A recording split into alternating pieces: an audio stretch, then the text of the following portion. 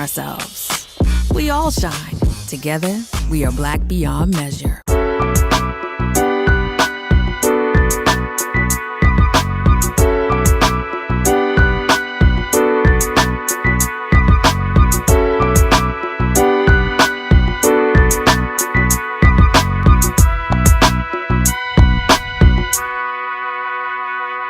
Hey everybody, and welcome to A Balanced Life with Dr. Jacquie here at Black Star Network. Each and every week, we bring you tools and tips to help you put into your toolkit called Balanced Life. Balanced living isn't easy, and oftentimes we are caught off guard by some of the things that happen, whether we get a diagnosis, whether we have a sudden onset illness, or something other in our lives seems to really take us off the focus that is needed to really stay strong, to stay motivated. Today, the conversation isn't going to be any different, as we've talked a little bit about breast cancer awareness and what it means to take care of individuals who may be going through that particular illness, a person who may have been in a car accident suddenly, someone that may just have some type of immunodeficiency disorder that has just kind of kicked in. All of us can say that during this pandemic, we have faced some type of way in which we have moved ourselves away from taking care of self. So today I am excited to be joined by Stacey Owens, Mocha Lee, and we do have a special guest, Teresa King Robertson. We're going to be talking about what it means to be a caregiver, but also what it means to take care of yourself. Hey everybody, welcome in. Hello. How are y'all doing today? Hey. It is so nice to see each of you here. And, as we begin to open up our show today, I just really want to ask each of you this question. How do you each manage uncertainty? I think as we're talking to our audience about what it means to live balance, we're like all on social media talking about our highs. Oh, this was so amazing. This was wonderful. I was doing this, that, and the other. But very few people are transparent when it comes to when they're having their lows and talking about the things that are personally going on with them. So I want to start with our trainer, our fitness expert, Mocha Lee. How do you and what do you do to help yourself in that space? How do you manage and function? Oh, it's a good question, Dr. Jacquie. It's a good question. And I want to say my normal reaction to that uncertainty and those times when there's maybe even some trauma, my normal reaction, I think, goes back to being an athlete.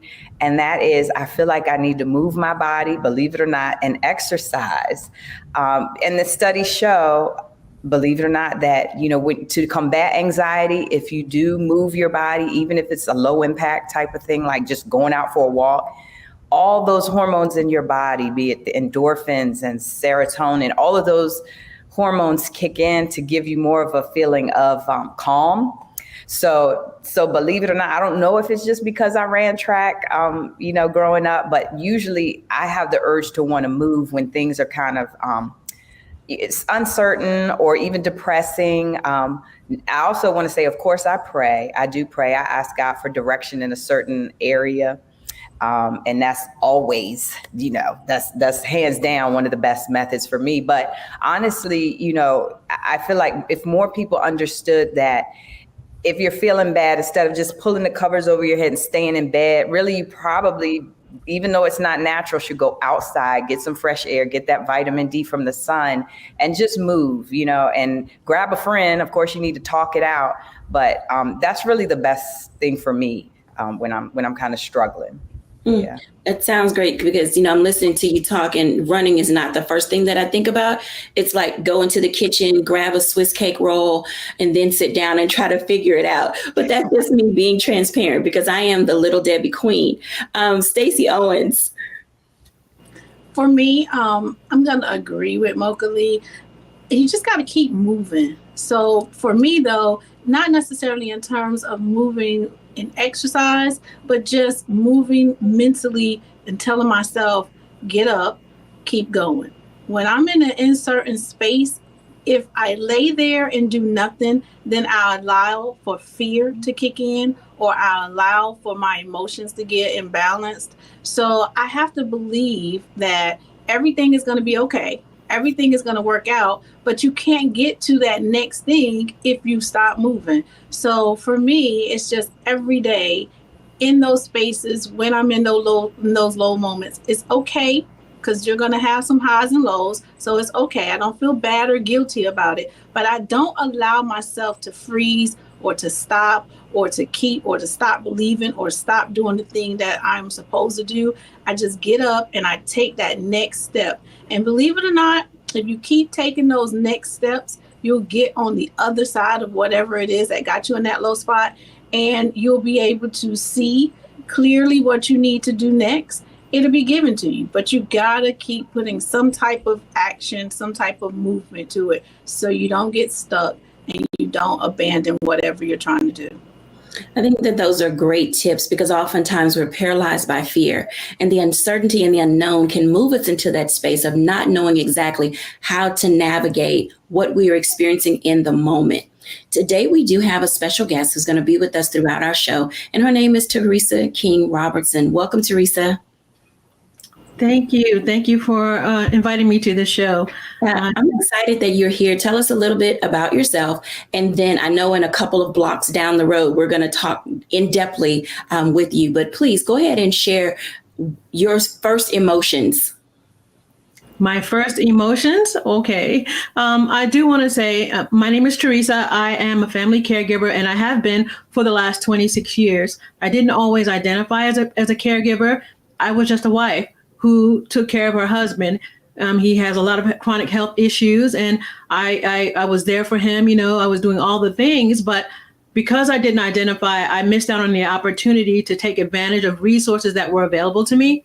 I love the subject matter, the question you asked at the top of the show about uncertainty, because as a caregiver, we live in a place of uncertainty. It's around every corner.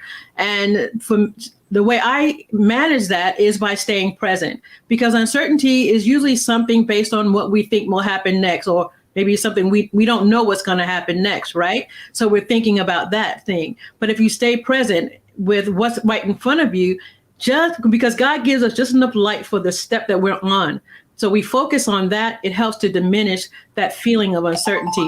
And also gathering information. The more information you can get, the less uncertain you may feel. Let's talk about that for a moment, because Teresa, you bring up something very important in the time that we have in this block, dealing with, you said being present. And oftentimes I've watched people just kind of check out of a situation. They don't know what to do. They're literally paralyzed by fear. How do you help people discover when they're no longer present? I don't think people realize sometimes that they do just kind of zone out of a situation and become completely absent. Well, fear is not something you can ignore. I mean, you know it in your gut. My son told me this. I don't know where he heard it, but he said fear is a greedy emotion. It doesn't it will rob you of every joy and everything in your life if you let it. And so when you get that pang of fear in your heart or in your gut, and you can't really be productive from that space. You can't think through any situation. You can't really solve problems because you're in flight or fight mode, right? And if you got to really get sensitive to understanding the cues that your body is giving you when you move out of that place of calm to another place of fear, so that you can stop and reassess. And a lot of that has to do with the things you're telling yourself. So if you're, stop and ask yourself a question: what am I telling myself that's making me feel this way? And then start telling yourself something else.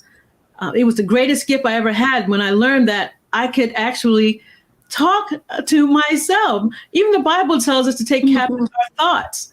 And that's such a gift as a family caregiver. You bring up some valid points. One of the things that you mentioned, I want to ask Stacey this question, because oftentimes that uncertainty and anxiety that Teresa mentioned trickles down into the family. And as an individual who works, with kids, you have your own school, Stacey. How does that play into kids' emotions and how they show up? Because oftentimes kids can't be present because something uncertain is going on in the home. How do we weigh and balance those things? So usually when we know that something is going on in the home and the kid is not present to that moment or don't understand fully what's going on, you start to see changes in their behaviors. You can take a very active kid who can now be shy and withdrawn. Or you have some kids who they start acting out in class, and you know that this is not their typical behavior, but they don't know or have the words to communicate what is really happening. And then you have those ones who can communicate what's really happening, but have been taught that what happens in the home stays in the home. So they're not really sure how much information they are comfortable with disclosing to you. So what we try to do is keep an eye on what changes are occurring in those students, and then providing that resource, whether that is, an opportunity to talk to a teacher that they trust, or another staff member that they trust, to try to figure out what is going on with the child, and then help them to process through those feelings of uncertainties. And a lot of that can just be giving them the opportunity to hear from someone else something comforting, that it's going to be okay. And here's what you can do as a child. Here's how you can contribute to what's going on in the world around you. And often, a lot of times, that just results back to what are you needing to do so that you can be a help to your family situation. If you're doing the things that's expected for you to do in class, if you're keeping your emotions and your behaviors under control, then that in itself is helping whatever situation that's going on at home. So it's just about noticing changes and then helping students to process through that. Being able to process oftentimes can seem like a daunting task. Mocha, you mentioned being able to run, to get outside. In that same vein, in working with children when they are experiencing those highs and lows of things that are happening in the home, what are some things that children can do to help balance what they are facing and experiencing, whether it be in the area of fitness or yoga or some of the other aspects that really help calm the mind for young people? What does that look like? Well, you said it. You said yoga. And wow, I've been teaching yoga for so long. I even taught it in preschools. I taught it to my daughters in preschools. And I'm just here to tell you that children really receive that type of activity well. It depending on your environment. Some people call it yoga. Some people call it breathe and stretch. Whatever you want to call it, it's just a moment for kids to take the time to focus, and just like we've been talking about being in the moment, when you breathe and focus on your inhale and your exhale, it helps you stay right in the present moment, because you have to concentrate on what you're doing. And especially when you're doing the balancing poses, kids love that, the tree pose and different animal poses and dancer pose, because it requires you to be on one leg often. So you have to concentrate and focus on holding those poses. And so I love that a lot more people are becoming aware of how children do need not just regular old PE class, which is more about running and sort of, getting some of that energy out, but also the more calming side of activity, which is like a yoga class to help them breathe. And even at the end of a yoga class, you'll have what's called final meditation, where you just literally hit the pause button on your brain and try to just take a moment to be still and be quiet and appreciate that stillness. Absolutely. When we come back after the break, I'm going to do one-on-one with Teresa. Some of the things that she mentioned really cause us to figure out, what does caregiving 101 look like, when we're back after the break.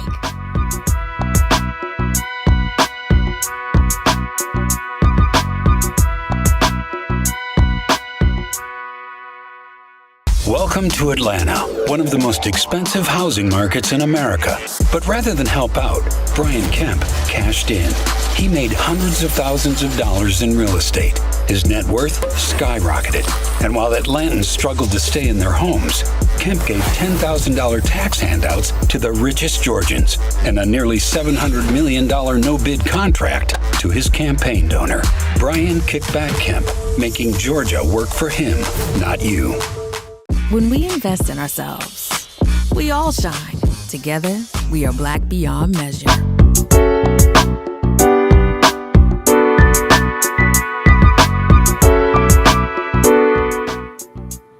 Welcome back, everyone, to A Balanced Life. And as you can tell, when we are faced with uncertainty, there are things that we need to do in order to get ourselves together, whether it's family conversations, whether it's a conversation with yourself, is running around, outside to just really collect who you are.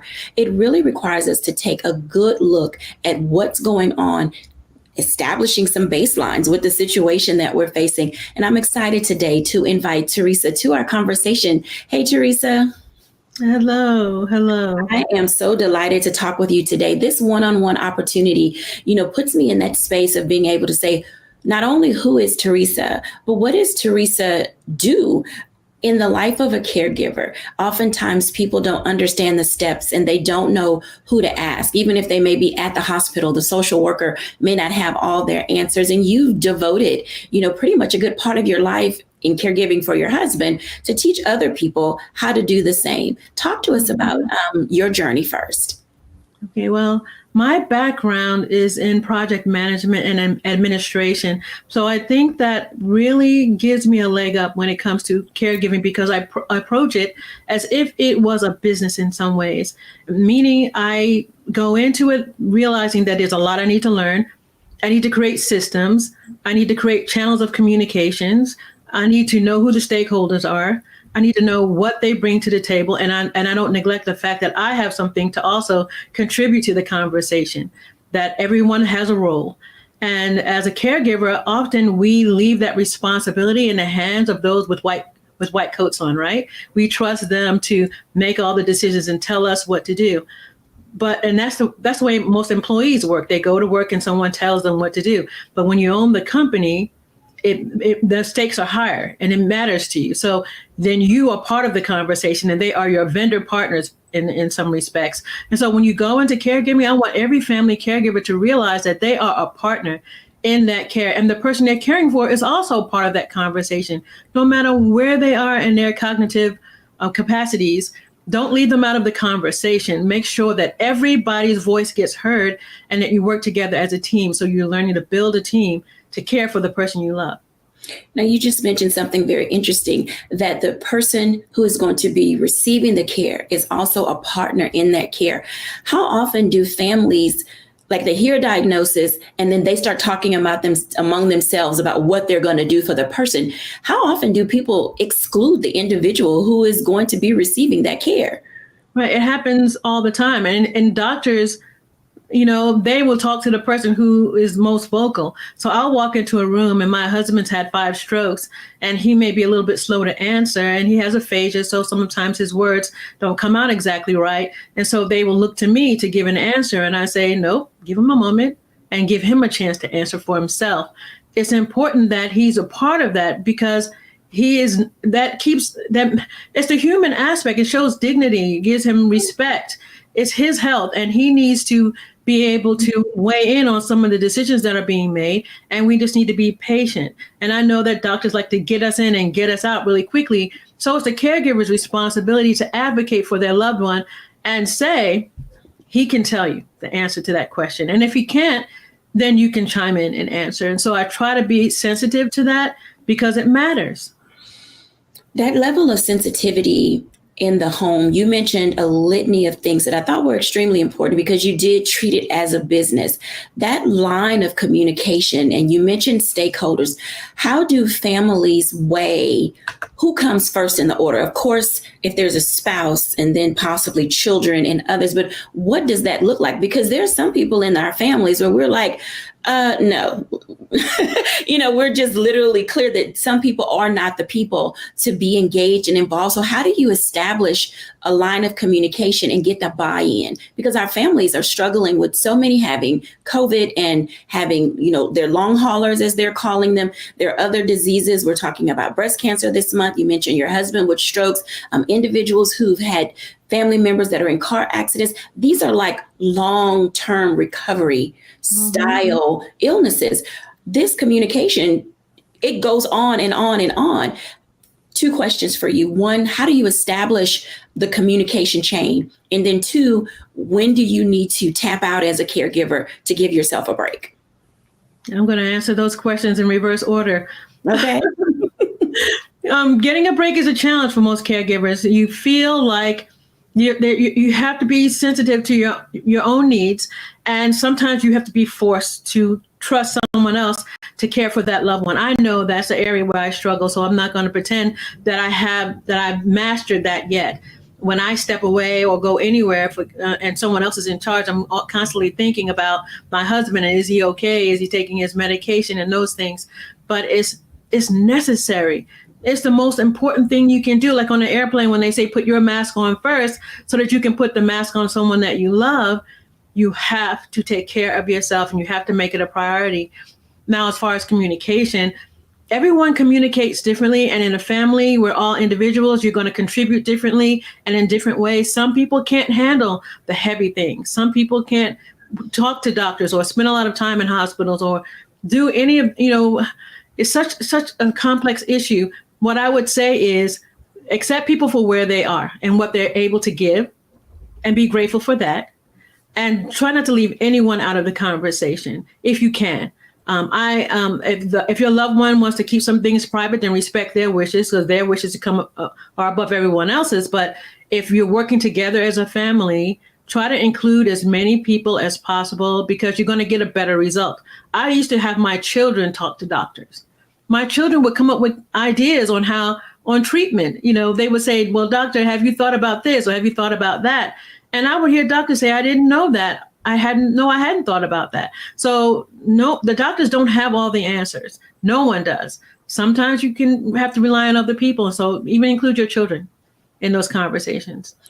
I hear every word that you're saying. And I want to ask Mocha this question, because oftentimes, Mocha, you mentioned that we're not in these things that we face alone. How is it that when working with your clients, a lot of them are coming to you for therapy, you're, in that fitness arena, and in that rehab stage, where do people find their struggle the most? Because there's levels of embarrassment. And I think that both of you can identify, with the pride from the person who's going through a thing, and then the recovery and letting people in. Talk to us about that, bringing the village and the people alongside you. Wow, that's a big deal, because I'm telling you, as a trainer and dealing with people in their physical body, I do notice that there's a lot of embarrassment right off the top. Just because I think people feel like they put a lot of pressure on themselves. So I would say same thing with all my clients who are caregivers. They put so much pressure on themselves, unfortunately, that I think they just feel ashamed that they haven't done all the expectations that they've put on themselves, right? So I try to be that trainer that's tough but still mild and friendly. And, I just remind them that you can only do what you can do. Right. And I think that 9 times out of 10, if my clients can just take a moment and remember all that they have already done, just in general, like say, for example, and I'm thinking specifically about one of my clients in Philadelphia who cares for her mom who has dementia. And I just have to remind her, Tanya, look at you're a working woman yourself and you're taking care of your mom. So the fact that we meet at 6 o'clock in the morning to give you your self-care time, it's a beautiful thing. So if you're not, able to hold a plank as long as I'm pushing you, don't worry, because you're still showing up and doing something to take care of yourself. So I guess what I'm saying all that to say, I try to help clients and I try to help myself too. Let me be honest, just pull my expectation level down a little bit when the stress is high or when the responsibility is high, because we think we're super women. And in some cases, maybe it's cool to have the cape, but generally you have to be realistic and just pull back a little so that you don't just literally drive yourself crazy. And it is hard when you're embarrassed to reach out for help. But when you tend to sense you can trust someone, that's the time to say, boom, let me just ask you if you could help in this area, or let me just delegate and see if, someone else can do a part of the caregiving. And give me a break, So these are conversations I have with clients, believe it or not, even though we're supposed to be doing push-ups and sit-ups, all of this stuff comes up during the sessions, and it's rewarding and it's enriching. And I think everyone should do that as much as they can. Talk it out with people. Absolutely. Anything to add, Teresa, before we go into our break? I'm sure you're doing so much for those caregivers that you're working with. More than they could probably even vocalize. And so if I have anything to say, is to those people who are family and friends, step in wherever you can. Don't wait for an invitation. No one needs permission to come and do laundry or mow the grass or get the mail. you have my permission to go ahead and do those things. Sometimes you're right, Teresa. It's the low-hanging fruit aspects of what we can do to step into another person's life in order to give them a sense of hope, peace, balance, and of course, dignity and respect. When we come back after the break, we're going to be moving into National Caregiver Month. So when we're back after the break, we're going to talk about what role can we each play.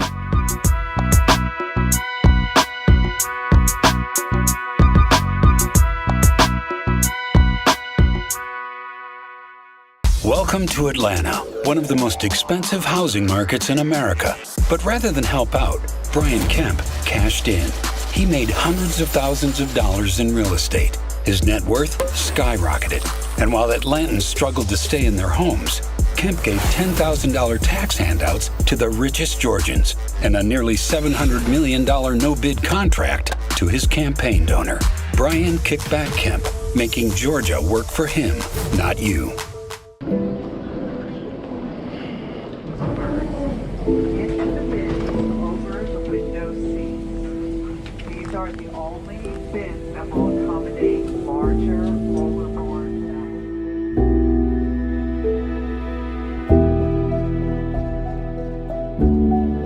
Put 10 in here? 10, and you don't come out till you die. And you eat him, you hoop 10. Oh my God. So what?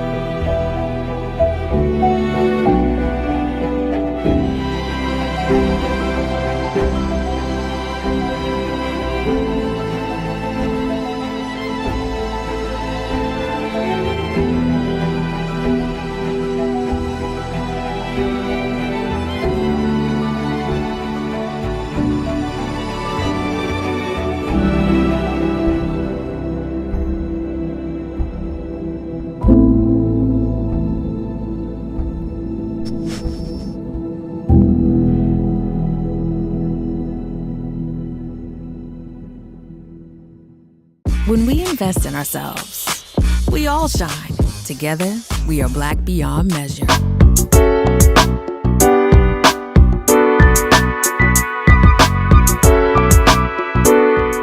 Welcome back, everyone, to A Balanced Life. And as you can see, we all have a role, a duty, and a responsibility to help our neighbor, our family, our friend.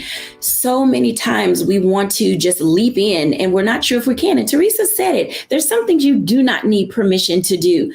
Come do the laundry, get a meal train going, come over and cut the grass. Sometimes just sitting on the porch and having a talk is all it takes.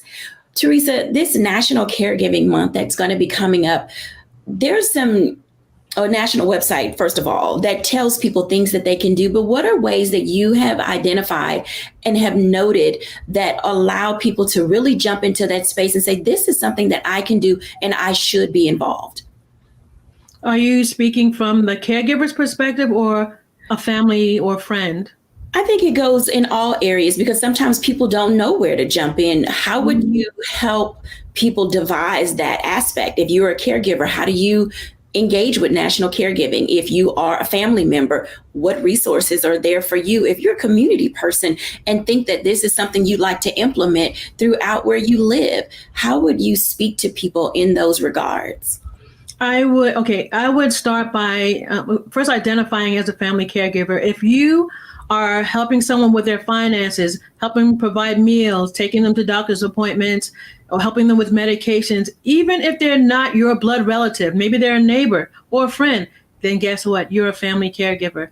And there are resources available for you from the federal government. Now, in the state of Maryland, those funds go down to the state, and each state gives those funds to the local county government, and they distribute them to caregivers. Reach out to your local family caregiver support office to apply for those funds to make your life a little bit easier. There are support groups and other resources. They will do an options assessment to help you out. If you are a family or a friend, help your friend identify as caregivers and point them in the right direction to the family caregiver support office in their area. Thank you so much for sharing that. Stacey, when you think about children and families, because you have a generational school and your staff and your students come from families where there are a variety of people, how do you teach your children in your school the value of stepping in and offering help? I think, you teach them how the value of how to step in just by reflecting on how it can be beneficial for them. I had this conversation with a young lady just yesterday.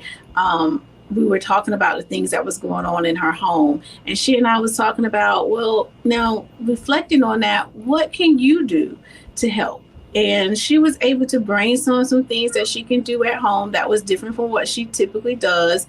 And it just helped her to see the good in how, when you're able to give back, how planting those seeds of giving can, sow for you later on. So kids have a hard time sometimes understanding, especially if they're, depending upon the age, if they're still in that me stage where everything is about them. But I think through conversation, through modeling, through providing opportunities of showing them how they can help, it helps to move them from that space of just thinking about themselves to thinking about how they can be a bigger part of the unit and the picture that they're a part of. And you bring up a valid point of view and perspective. Parents often shut kids down because they think they're too young, or that they don't want to understand, or they can't understand, or they think that they'll get in the way.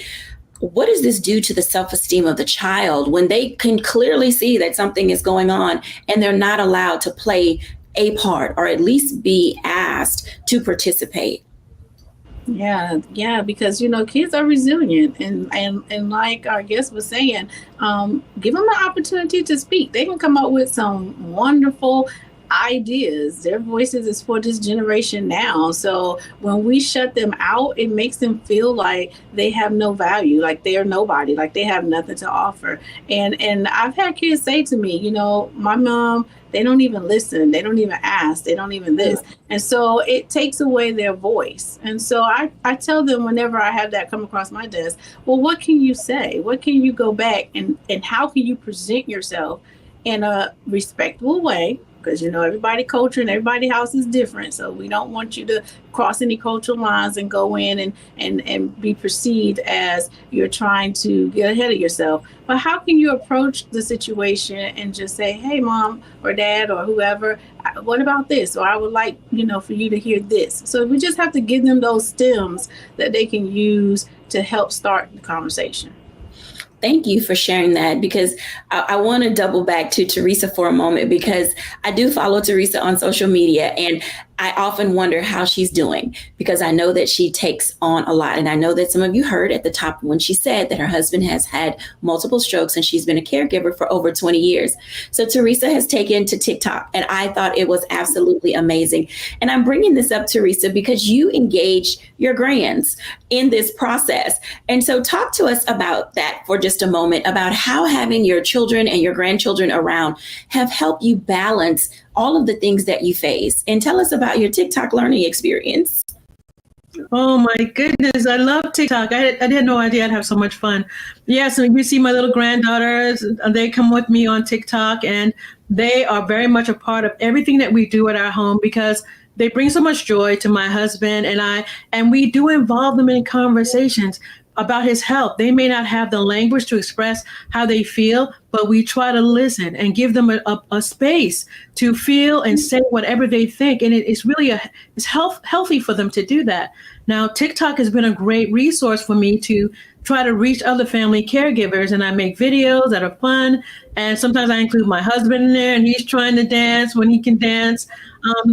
I could go on and on about that platform. It just reaches so many people so quickly. And I've learned how to condense my message down to 3 seconds. I can share an interesting point in 3 seconds. So can't get any better than that. That is so amazing. And it's inviting in so many ways, because our children, Stacey, are living on social media, and to be able to see these generations work together. What does that do, Stacey, for the family when, parents, grandparents can get involved, and community is a part of the entire process of how we take care of our loved ones? It helps to show that everyone has a role to play and everyone has a part, and everyone's language is different, So the way that I communicate with my generation is different from how these young kids are communicating with their generation. So when we can bring the two together, it helps expand the understanding of each other and the acts that we play in this world. So I think it's wonderful that groups are coming together to share important messages and using kids, because you know how many children are experiencing caregivers coming into their homes, and they can look at TikTok and see someone sharing such a message as our guest is speaking about, and it gives them a greater understanding as well. And then to be able to see another child is dealing with that same thing, it just expands the knowledge for everyone. Expanding the knowledge in the home can go in a lot of different ways. And I appreciate what both of you are saying, because we are living in a generational society. You know, oftentimes we don't see, or in generations past have not had the opportunity to have multiple generations in the home. Teresa, why do you find that that's important when the generations can come together and collectively communicate and establish a baseline for moving their lives forward? How does that help with the balance of the home and the situation the family faces? We all need each other. My husband and I, we need our grandchildren. They help us around the house. They can lift things that we don't want to lift, or they can get Pop-Up's medication. My 2-year-old granddaughter just loves bringing him his medication. But also they can sit with their Pop-Up and have conversations about life and share with them about what's going on in their world. And he's patient with them because people have been patient with him. So he moves a little bit slower because he's older these days. But families have gotten away from that. They don't maybe value the older people in their lives as much, and maybe older people don't value the children, but we need each other. We need each other very much. I love this dialogue that we're having today, because oftentimes as we're growing and moving and we think about balance, I think it's been stated throughout the entire show is that people have been in this space, you ladies, for so long, thinking that we have to do it all ourselves. Mocha, join us for a moment, because as we're wrapping up this block, you know, we have been in that space of, I'm Superwoman, I wear my cape, I can do it all. And pride steps in and we don't know how to ask for help. Each of you share with me, for the time that we have, I'll start with Teresa. Why is pride problematic in caregiving? Because, my husband and I just had a conversation about pride. He's the idea that you don't need anyone to help you, but we all need each other. And there are times when I need to help him, even if he wants to try to do it himself. He can actually put himself in danger by trying to do things that are beyond his capabilities or his limitations. And so it's something you have to address when you see it, because again, we need each other. Mocha.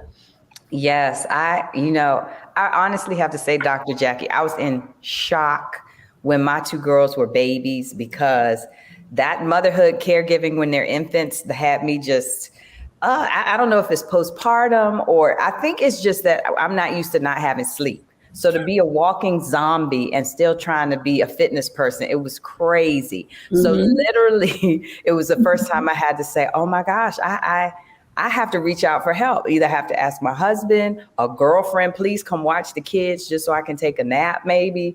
Like it was just, that motherhood piece woke me up and said, oh, even if someone's not going to do it exactly like I would do it, let them do it, because there's no way I could do it all. And so there's some of us, unfortunately, I think I had a taste of the perfectionism situation that I had to shake off, which took a while. But if any of the viewers who are watching tend to lean to that perfectionistic side, you do have to figure out how to say, it's okay if the other person's not going to do it exactly the way I would do it. But as long as they're helping out and getting it done some way or the other, then let them do it. And yeah, I had to learn that. Absolutely. Stacey.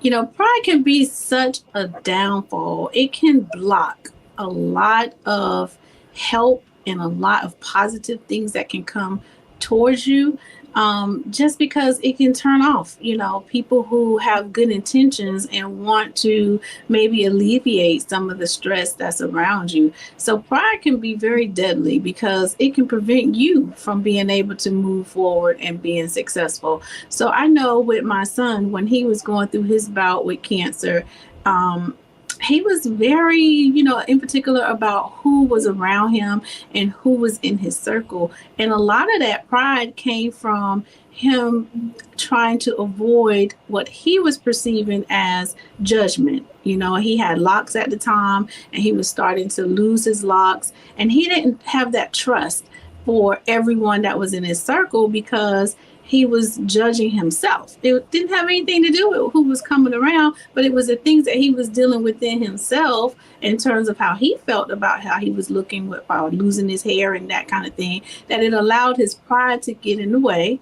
And then it allowed him to push people away, maybe not intentionally, but just through your actions. It allowed him to push people away. And those people could be people that have good resource for him. So we had to do a lot of self-work to help him to see that, at this state, these people are coming in and they're really wanting to help you.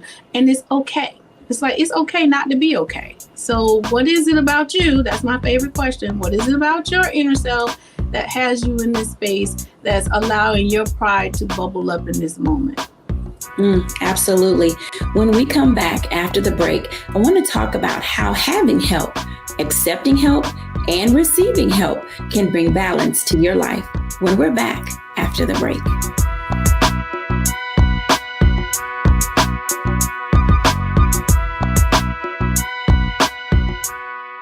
Welcome to Atlanta, one of the most expensive housing markets in America. But rather than help out, Brian Kemp cashed in. He made hundreds of thousands of dollars in real estate. His net worth skyrocketed. And while Atlantans struggled to stay in their homes, Kemp gave $10,000 tax handouts to the richest Georgians and a nearly $700 million no-bid contract to his campaign donor, Brian Kickback Kemp, making Georgia work for him, not you. When we invest in ourselves, we all shine. Together, we are Black beyond measure. I'm Deborah Owens, America's Wealth Coach, and my new show, Get Wealthy, focuses on the things that your financial advisor and bank isn't telling you, but you absolutely need to know. So watch Get Wealthy on the Black Star Network.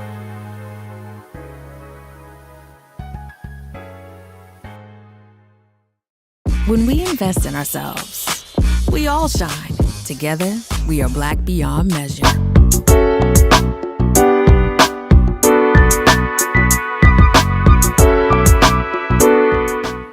Welcome back, everybody. As you can tell, caregiving is not easy, but it is something that is necessary and required. So as we're going to continue this conversation, there's the help you want and then the help that you need. And oftentimes it's hard to separate the two. I want to ask Teresa this question because sometimes people don't know what it is that they need. So Teresa, talk to us for a moment about what are some of the things that you've been able to identify and that you help your clients with to understand that they absolutely, no holds barred, have to have help with. What does that look like in the life of a family?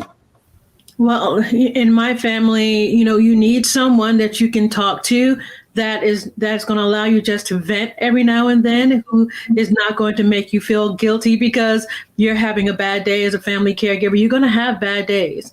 You need someone who can maybe partner with you when it comes to understanding all the medical jargon that doctors can overwhelm you with information, especially during discharge from hospitals.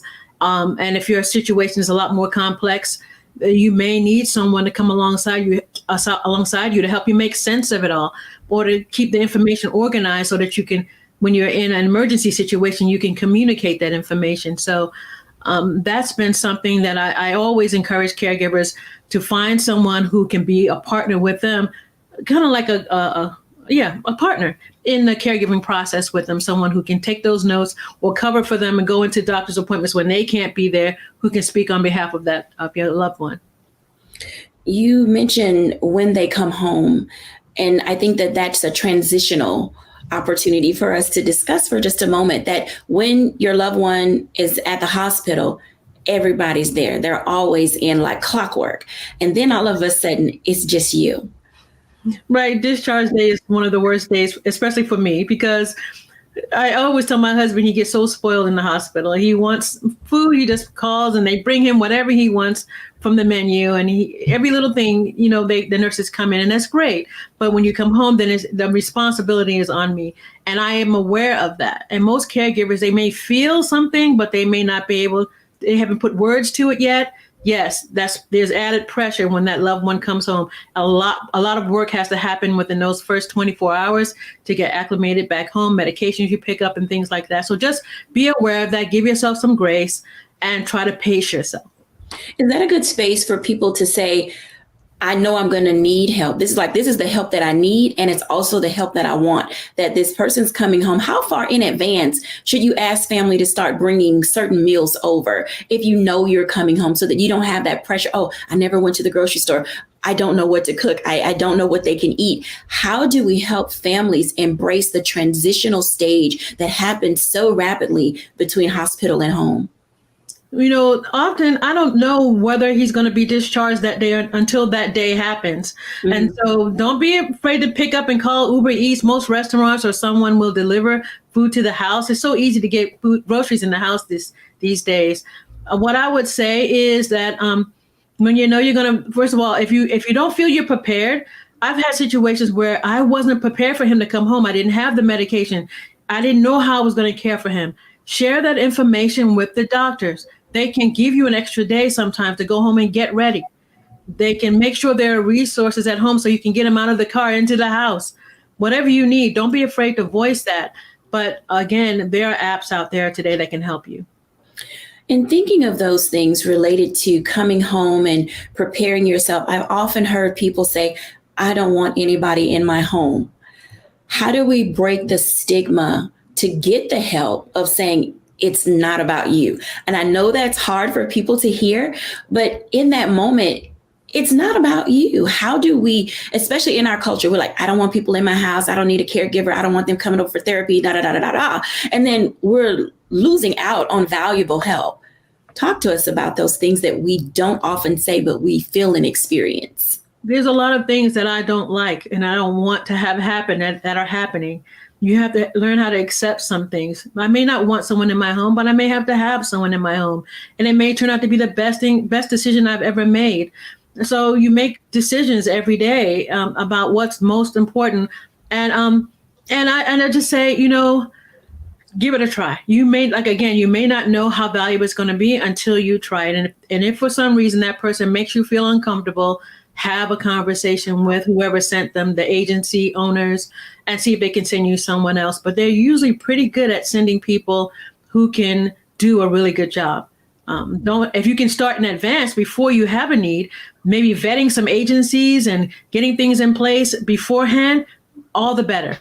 Use that time now to find the best agency that you can work with so you have them already, in your Rolodex. Absolutely. Sound advice. Mocha, I have a question for you, because in coaching your folks, sometimes trust and attitude are part of the reason why we don't let people in. How do we manage, Mocha, those emotions around asking? Because the ask is hard. It's like going to the dentist. You don't want to do it. Right. It is hard. And do you mean just people asking for just help in general, right? Right. Asking someone to help. It's like, I don't want to ask anybody. And well, it's tricky. In that phase.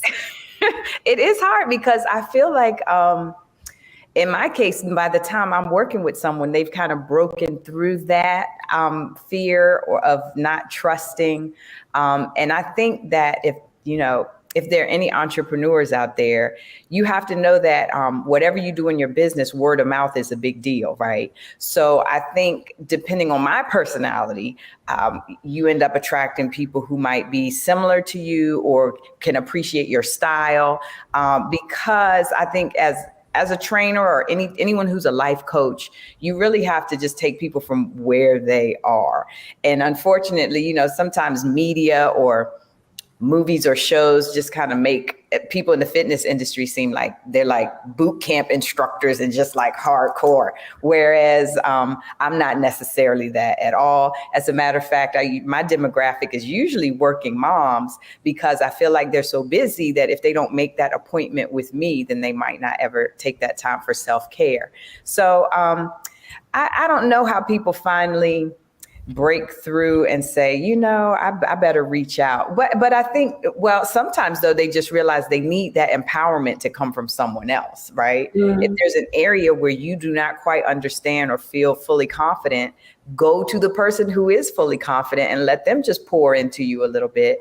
And normally, I just hope I always give off the vibe that there is no judgment. I'm just taking you for where you are, and we're going to go from there. And but I'm still going to keep you accountable. That's the whole thing. That's the important part of the relationship. So, I like that aspect, meeting people where they are. And those are very important. Stacey, I do have a question for you as we wrap up this block and prepare to end this wonderful time that we've had together.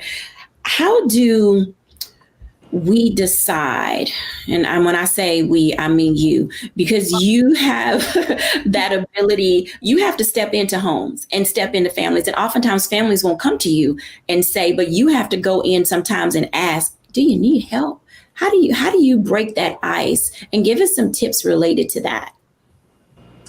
You just ask. You have to be open enough to just go in the situation and just ask. But you got to understand who you're talking to.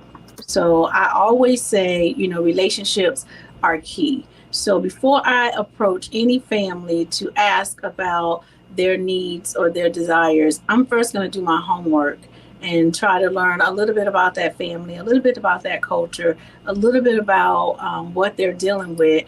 And then I am going to go in a way that's gentle enough so that they'll know that it's a judgment-free zone. A lot of times when people struggle with asking for help, it's because they're trying to protect whatever they think you're going to judge them on. And if you can make them feel like, I'm not here to judge, I'm just here to provide a service or provide some assistance, and then allow them that space to come to you and share what they want to share in those moments, that's usually how I get in.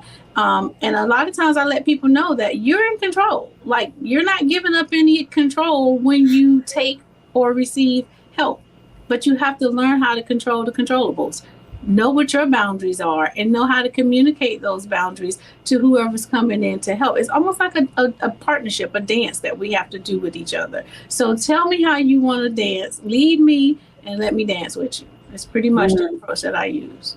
I love that. The ebb and flow of caregiving definitely seems to have its space in this conversation that we're having today. Thank you, ladies, for being a part of our show. And Teresa, thank you for being our guest and sharing with us some of the tips and helps for what it means to be a caregiver and for your vulnerability and your transparency.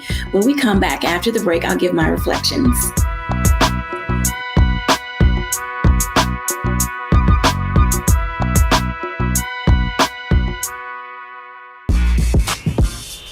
When we invest in ourselves, our glow, our vision, our vibe, we all shine. Together, we are Black beyond measure. Folks, Black Star Network is here. Oh, no punches! I'm real revolutionary right now. Support this man, Black Media. He makes sure that our stories are told. Thank you for being the voice of Black America, Roland. Stay black. I love y'all. All momentum we have now. We have to keep this going. The video looks phenomenal. See, this difference between Black Star Network and Black-owned media and something like CNN. You can't be Black-owned media and be scared. It's time to be smart. Bring your eyeballs home. You dig?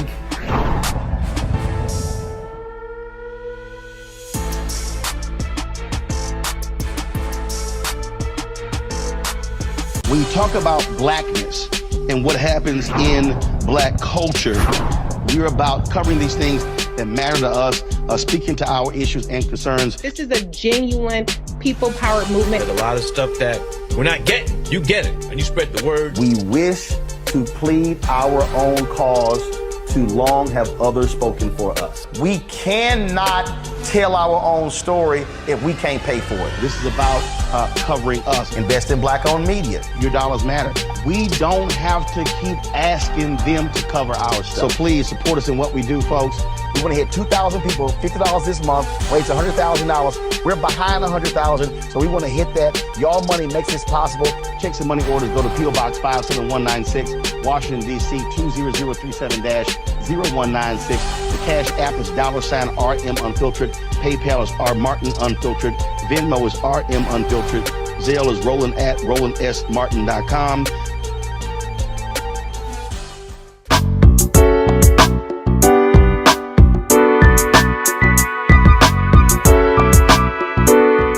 Welcome back, everyone, to A Balanced Life. And as you can tell, being a caregiver isn't easy. Now, I know this from firsthand experience. When our mom was in her last days, my sisters and I took the time to be caregivers.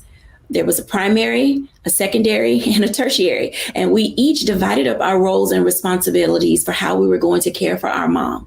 And I know that it's not easy when you think about the things that you need, the things that you have to have, how to have those conversations with the doctors, and when to invite people in your home when you just can't be there. The one thing that I will say to everyone is approach the situation with an open heart and an open mind. You are the person who will set the tenor and the tone for your loved one and how they are going to receive the care that you bring in from outsiders. I will tell you that my mom was one of those people who truly would say, I'm the mom, you're the daughter. And we understood what she was saying. And it was simply this. She had a difficult time accepting the fact that she was the one that always cared for us. And it was difficult for her to kind of release that and relax that standard, and that now her children were going to be her caregiver. Give yourself grace. Give your loved one grace and walk into the season that has been presented to you as a caregiver with love and patience. Thank you all for watching, and I pray that all of your caregiving days will be filled with joy, even in the midst of the highs and the lows. Bye now, and thanks for watching.